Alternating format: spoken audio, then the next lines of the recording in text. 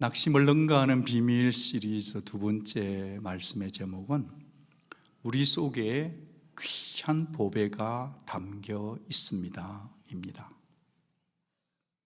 히브리어 단어 중에 하자크라는 단어가 있어요. 하자크. 이 하자크라는 단어 속에는 강하다라는 긍정적 의미와 강팍하다는 부정적 의미가 같이 녹아 있어요. 하자크 안에는. 그러면 긍정적 용례는 어디 있나? 여호수아 1장을 보면 이 하자크가 긍정적 의미로 사용되어졌어요.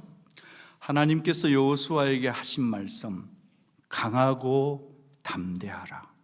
오직 강하고 담대하라. 지극히 담대하라. 그 강하고가 하자크인 거죠. 강하고 담대하라는 말씀을 성령의 음성으로 딱 들으면요, 이상하게 없던 강함과 담대함이 생겨요. 참 좋아요. 여러분, 강하고 담대하십시오. 여러분, 꼭 강하고 담대하십시오. 그런데 이렇게 은혜를 받았는데 우리는 이내 위축돼 버려요. 주저앉아 버려요. 왜 그럴까요? 그것은 강하다라는 의미를 제대로 알지 못해서 아닐까요? 이 하자크라는 그 단어의 뜻을 정확하게 우리가 알지 못하기 때문 아닌가. 원래 이 강하다 의미는 단단히 붙들어 매다, 착 달라붙다는 얘기예요. 그러니까 얇은 종이나 쓴 틴지, 틴틴지가 자기는 얇아, 자기는 약해, 찢어지는데 벽돌에 딱 붙어버리는 거예요. 어떻게 될까요? 강해지는 거예요. 자신은 약한데 쇠에 딱 붙은 거예요. 그러면 어떻게 되죠? 강해지는 거예요. 틴틴지 자신이 강해서가 아니라 자기가 밀착되고 디펜던된 그로 인해서 강해지는 거예요. 우리는 스스로 강해질 수 있는 존재가 아니에요. Be strong. 그 다음에 따라오는 문장이 없으면 우리는 이 Be strong이 업 앤 다운이 춤을 춰요. Be strong in Him, in His grace, through Him, by Him, by His steadfast love. 그러니까 약한 우리가, 떨리는 우리가 정말 강해지는 것은 누구에게 디펜던데 밀착되냐? 그게 하자크라는 거예요. 그러니까 여러분이 보면 저 집사는 믿음이 너무 좋아, 어떻게 저렇게 저 환경 속에서 믿음이 저렇게 좋지 하는 것은 그분이 뭐 역경지수가 높아서? 아니에요. 본인의 신념이 강해서? 아니에요. 의지력이 강해서가 아니라는 거죠. 그러면 뭔가 그분은 언제나 어떤 상황이든지 간에 하나님께 얼마나 지속적으로, 얼마나 착 달라붙어 있는가의 그 밀착도가 그분을 강하게 하는 줄로 믿습니다. 부정적인 의미라면 뒤집어 보면 이래요. 이 하자크가 부정적 의미에서 하자크가 있어요. 그는 강팍하다네. 강팍해. 같은 관점에서 한번 보면 나의 완고한 생각의 틀이 두터워지는 거예요. 자기 강화예요. 그러면 자기가 강하기 때문에 하나님께 디펜던 될 이유가 있어요? 없어요? 없어지는 거예요. 하나님께 디펜던 하지 않으니까 자기 강화만 있고 하나님께 밀착되기보다 하나님께 떨어져서 갭가 넓어지는 거예요. 급기야 강하기는 강한데 하나님을 거역하고 against 하는 강팍함으로 강해질 수도 있다. 그게 바로 이 하자크의 이중적인 의미예요. 그러므로 성도는 강해지더라도 정말 내가 강해서 강해지는 게 아니라 나의 연약한 부분을 정확하게 인식하고 나의 모든 상황 속에 진정 강한 그분 앞에 디펜던되고 의존해서 살아갈 그때만 강해질 수 있는 줄로 믿습니다. 바울이 누구보다 이 사실을 절감하고 알았던 거예요. 자기가 누구인지 자기 인식이 아주 선명했어요. 분명했어요. 그런 바울이 우리를, 고린도 성도들을, 오늘 우리 온누리교회 성도들을, 우리의 존재를 어디에다가, 무엇에다가 비유하고 있죠? 질그릇이에요. 질그릇. 말 그대로 흙으로 만든 그릇 아닙니까? 윤기 나는 뚝배기도 아니에요.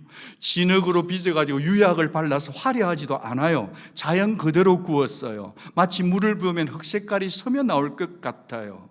황토빛이에요. 푸석푸석해요. 내추럴해요. 그 느낌 나는 질그릇. 사도 바울은 고린도 시장을 이렇게 다니며 전도하러 다닐 때 시장 바닥에 널려 있는 것이 이 값싼 질그릇을 봤던 거예요.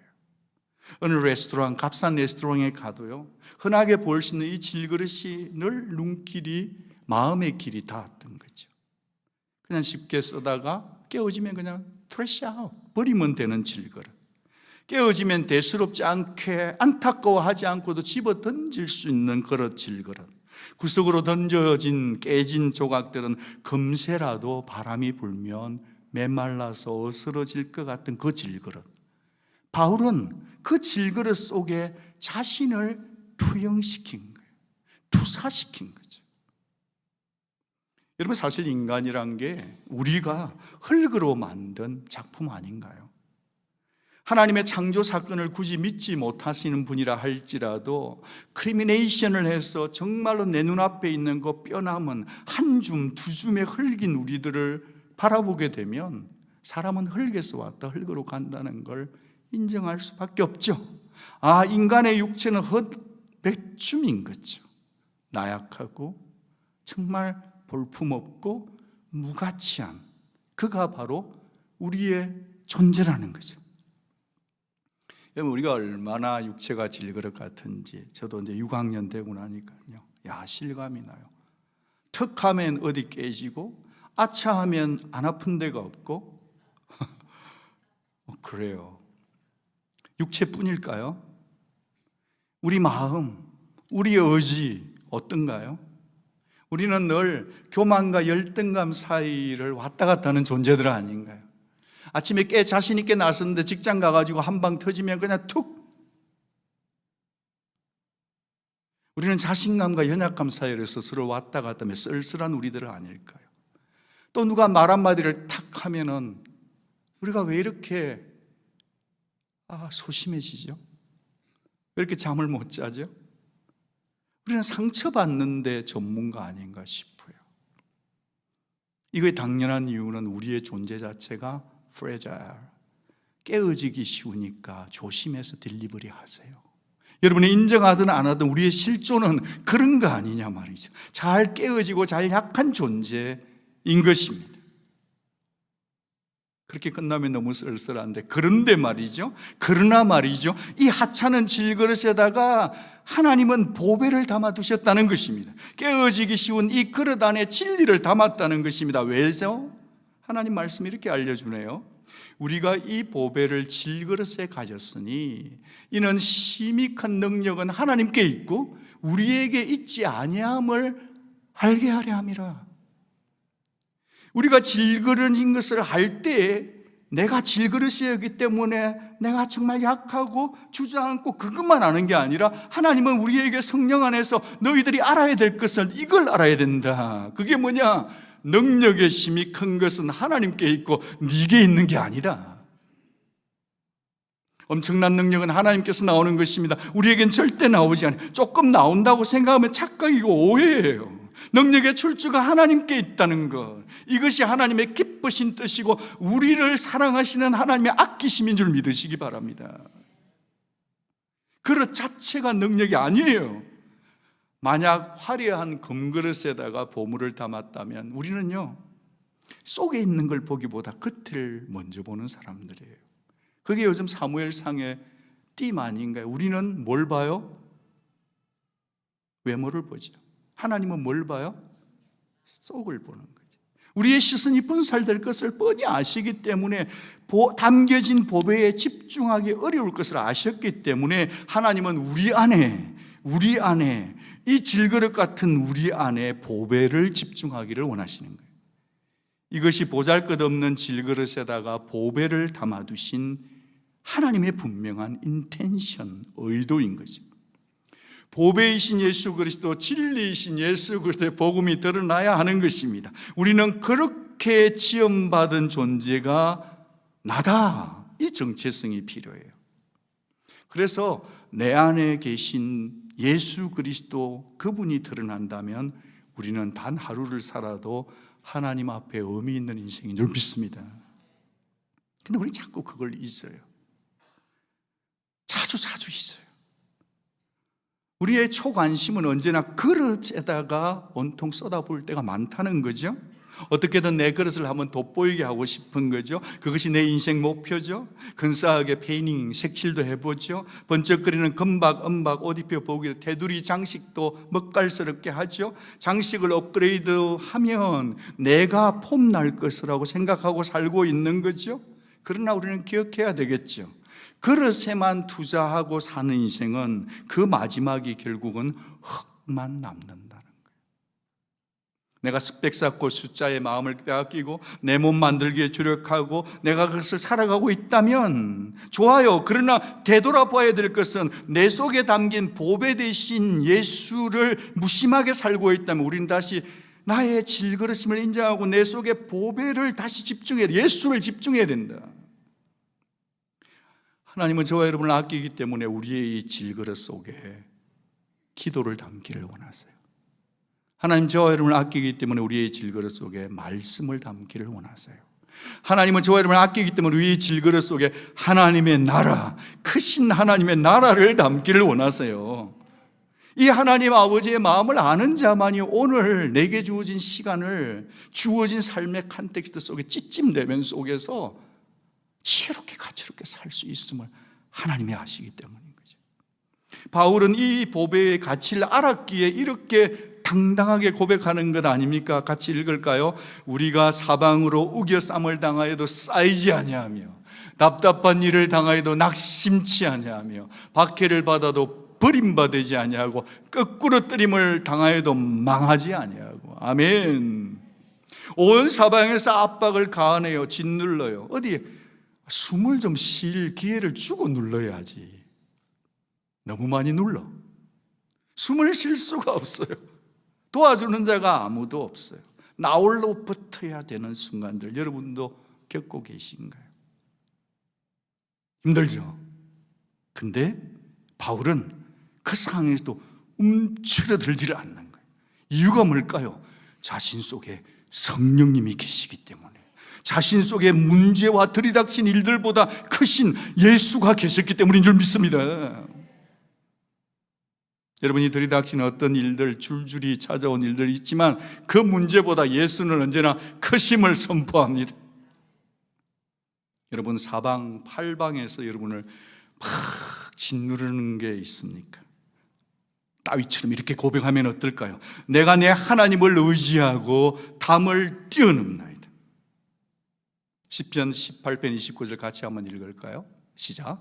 내가 내 하나님을 의지하고 담을 뛰어넘는다. 장벽을 뛰어넘는 거예요. 눌림을 뛰어넘는 거예요. 우리 힘으로는 택도 없어요. 그러나 나는 힘이 없는데 하나님을 믿고 예수 이름을 의지하고 그 담을 훌쩍 넘어가 버리는 거예요. 다 넘어가시기를 주의 이름으로 축복합니다. 하박국도 이렇게 얘기하네요. 여호와는 나의 힘이시라. 나의 발을 사슴과 같게 하사 나를 나의 높은 곳으로 여유 있게 다니게 하시리로다. 험난하고 위태로운 강약길, 가장 높은 상황에서 추적자를 보면 미끄러지듯이 정말 민첩하게 내려가는 사슴의 그 발들, 정확하게 도약하고 착지하는 사슴의 발, 지극히 약하고 연약하고 가녀린 발인데 이상하게 그 사슴이 그 착지를 하는 것처럼 말이죠. 비록 내 오늘의 현실은 깊고 깊은 저 계곡의 밑바닥처럼 미끄러져 쓸려 내려가고 위태로운 현실의 절벽과 낭떠러져 있는 것 같아도, 그러나 하나님을 나의 힘으로 삼은 자는, 그러나 하나님을 나의 힘으로 삼는 자는 하나님이 끝까지 여러분의 발을, 인생의 발걸음을 잡아줄 줄 믿습니다. 다시 말씀을 앞으로 돌아가보면 4장 8절 9절을 보면 또한 답답한 일을 당하여도 낙심치 않는다는 거예요. 답답한 일이 없어서 낙심하지 않는 게 아니라네요. 답답한 일이 있는데 낙심치 않는데, 박해를 받는데 버림받은 자가 아니라고 당차게 고백하는 것이죠. 사도 바울은 3번의 전도 여행으로 감당치 못할 고난을 겪었거든요. 모함 당하고 태짱 맞고 깊은 바다의 파선의 위험을 겪고 어두운 지하 감옥에 갇히고 극심한 외로움을 겪었던 사람들이 그를 버리고 핍박했지만 바울은요, 어떤 일 앞에서도 하나님이 나를 버리지 않는다는 것, 그걸 가진 거예요. 하나님이 우리를 위하시면 누가 우리를 대적하시겠습니까? 하나님이 여러분을 위하시면 누가 여러분을 대적할 수 있겠습니까? 이 고백이 참 쉽지는 않아요. 그의 삶을 보면 그는 거꾸로 뜨림을 당하는 지경을 넘어서요, 죽음의 고비까지 가죠. 그의 죽음에 이를 정도로 되어가지고 돌을 맞아서 루스드라에서 죽은 줄 알고 바울의 그의 죽은 자를 던져놓았던 거죠. 지금 바울은 그 얘기를 하고 있는 거예요. 그런데 바울의 그 다음 고백은요, 단지 환난 속에서 낙심하지 않는다, 그 정도가 아니에요. 단지 난 낙심하지 않는다, 그 정도가 아니에요. 그러면 뭔가 그리스도의 연합이라고 하는 더 높은 차원으로 신앙을 끌어올리고 있다는 거예요. 바울이 여기 왔으면 아마 여러분들에게 얘기할 거예요. 그게 끝이 아니다. 저는 오늘의 성도, 모든 성도가 다 그리스도와 연합되어져서 더 높은 단계로 도약하기를 원한다고 바울이 힘주어 설교할 것을 저는 믿습니다. 4장 10절, 우리가 항상 예수의 죽음을 몸에 짊어짐은 예수의 생명이 또한 우리 몸에 나타나게 하려 함이라. 같이 한번 읽겠습니다. 시작. 우리가 항상 예수의 죽음을 몸에 짊어짐은 예수의 생명이 또한 우리 몸에 나타나게 하려 함이라. 그의 모든 환난은 예수의 죽으심에 연합한 것이었습니다. 예수의 죽음에 연합돼 생명의 연합 때문에 그는 환난 중에서도, 환난 한복판에서도 승리할 수 있었다고 고백하는 거죠. 여기서 잠깐 좀 생각해 보고 싶은 단어가 있어요. 여기 예수의 죽음이란 단어는 그냥 일반적으로 죽었다, 그 얘기가 아니에요. 바울이 아주 독특한 단어를 빌려 썼는데 그것은 네크로신이라는 단어예요. 이 네크로신이라는 단어는요, 죽어가는 과정, 죽어가는 상태를 나타내는 말이에요. 그리고 무슨 말이죠? 지금 사도 바울은 자신의 경험 안에서 한 번에 끝나 죽어버린 게 아니라 지속적으로 그리스도의 죽음과 고난을 내 몸에서 재현해내고 살아내고 나타내고 있는 중이라는 것을 얘기해요. 그게 네크론이에요. I die daily. I died가 아니에요. I die daily. Yesterday he confessed, I die daily. Today I die daily. This momentum and tomorrow also I want to die daily. 계속해서 나는 죽어가는 상태를, 내 죽어가는 상태에서 예수의 생명의 연합으로 살아내고 있다고 하는, 마치 이런 것 같아요. 적절할지 모르겠지만 생일 축하합니다. 분명히 불을 끌어서 껐어. 꺼졌던 불이 다시 살아나는 그런 거 있죠. 좀 놀래줘요. 지금 I die daily인데 그냥 죽고 끝내는 게 아니고, 죽고 끝내면 쉽지 인생. 근데 I die, 계속 오는데 뭐 I die daily, I die daily, I die daily, I die daily를 계속 고백하며 살아내고 있는 네크로신. 사도 바울이 이렇게 해요. 나는 날마다 죽노를. 어떻게 바울은 종일토록 죽임당하는 그런 경험 속에서 살아낼 수 있었을까? 예수의 생명이 우리 속에, 바울 가슴 속에 있던 예수의 생명이 우리 고린도 교회 속에 나타나기를 갈망했기 때문에 살아갈 수 있었던 거예요. 사랑하는 온누리교회 성도 여러분, 왠지 모르게 의미 있는 오늘 아침에 저는 우리 모두의 결단과 고백이 질그릇 같은 우리 속에 귀한 복음 담아주셨으니 나 비록 달아지고 깨어질지라도 그리스도의 생명에 연합하여 살겠다는 이 고백이 저와 여러분의 가슴 속에 새겨지기를 축복합니다. 12절을 한번 보시죠. 12절에 아주 중요한 비밀이 있어요. 같이 한번 읽을까요? 시작. 그런즉 사망은 우리 안에서 역사하고 생명은 너희 안에서 역사한다. 사망과 생명을 대조하는 바울의 논리의 두 기둥 속에 말이죠, 우리와 너희가 있는 거예요. 사망과 생명, 우리와 너희. 성숙한 성도는 사망만 보지 않아요. 생명만 보지 않아요. 우리만 보지 않아요. 너희를 보는 거죠. 내가 예수를 바라보고 내가 죽기로 결심하면 누군가가 살아난다는 비밀. 내가 예수님 바라보고 죽어야만 그 누군가가 살아난다는 비밀. 우리 속에 사망이 역사해야 된다는 인식. 사망은 성숙함 속에서만 나타나는, 역사하는 거거든요. 미성숙하고 덜 성숙한 자는 하고 싶은 말 다 해요. 그러고 자기는 웃어. 자기 한 말 때문에 다른 사람은 다 고통받고 있는데 자기는 몰라. 그게 교회예요. 여러분, 다락방 속에, 가정 속에 사망이 계속 역사하기를 주의 이름으로 축복합니다. 아무도 아멘하기 힘드시죠? 남편이 죽어야 아내가 사는 거예요. 아내가 죽어야만 남편이 사는 거겠죠? 내가 죽어야 우리 자녀들이 살겠죠? 내가 죽어야 우리 다락방이 살죠. 내가 죽어야 교회가 사는 거죠. 여러분이 죽어야 여러분의 공동체가 사는 거죠.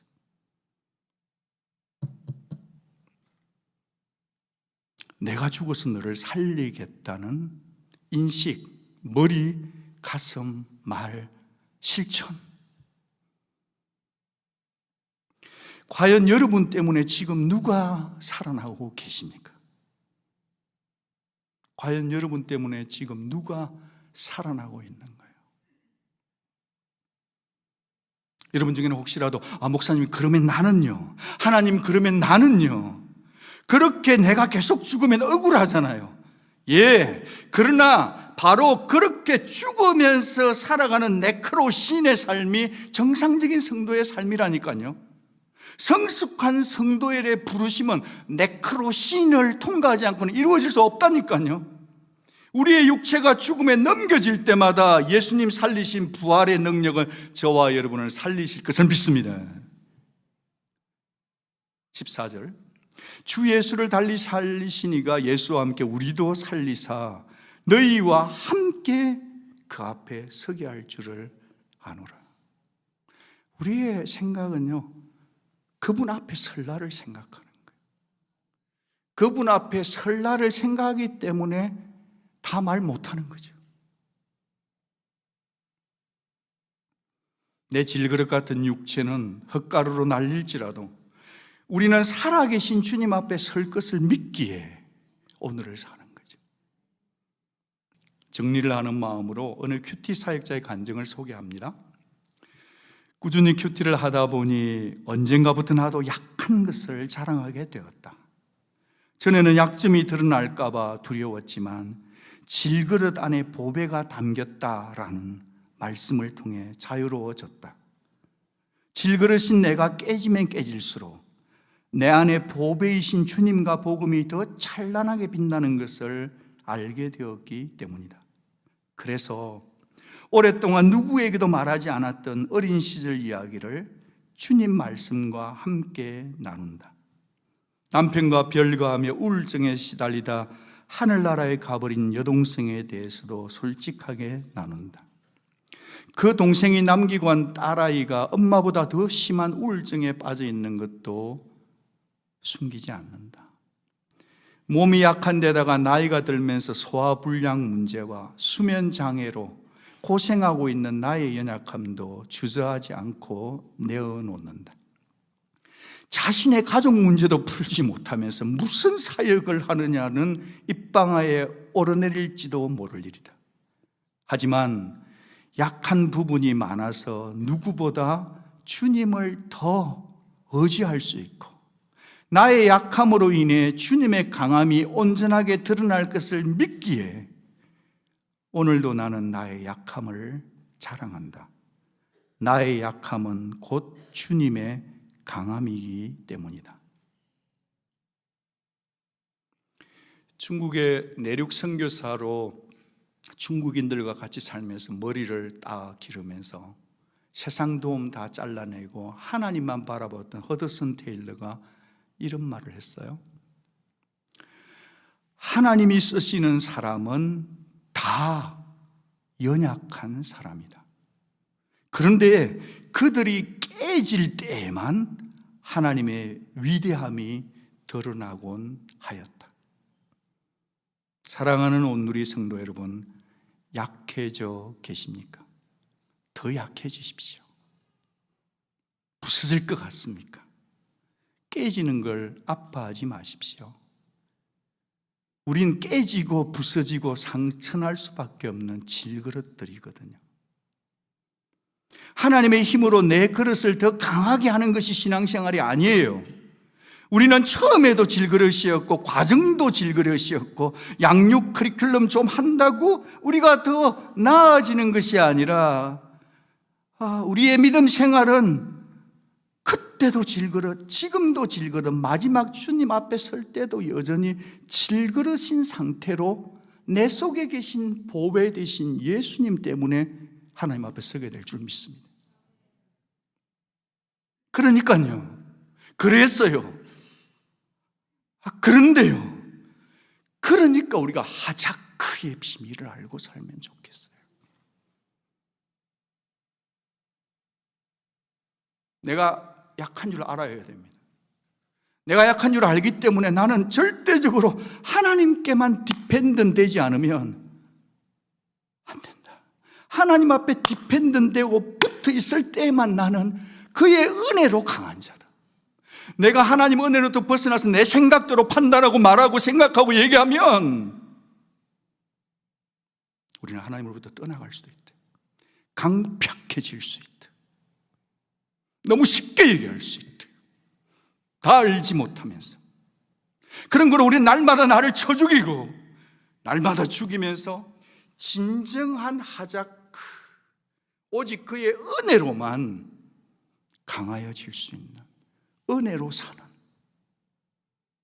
그래서 어떤 낙심이 찾아와도 내 안에 계신 보배 되신 예수 그리스도, 내 안에 계신 성령의 능력으로 모든 것을 이겨내는 우리 모두가 되면 좋겠습니다. 그래서 내 약함을 더 깊게 경험하면 할수록 이 고백이 터지는 거 아닙니까? Not I, but Christ. 내가 아니고 예수 그리스도십니다.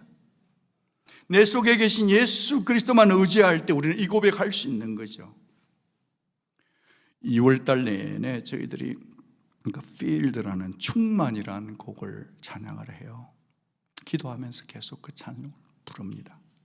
그 가사가 난 예수로 예수 그리스도로 충만해지고 싶다는 거예요.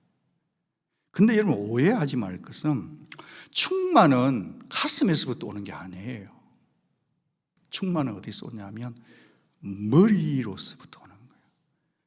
내 속에 나는 질그릇인데 내 안에 예수가 계시다고 하는 이 신지식, 여기서부터 가슴이 뜨거워지는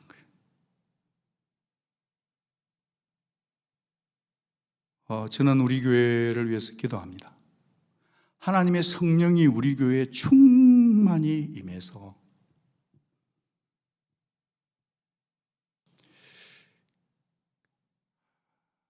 소원하는 교회가 있어요. 목사님은 꼭 얘기를 하려다가 안 하더라. 있어요. 하나님 그분의 성령이 우리 교회에 임하면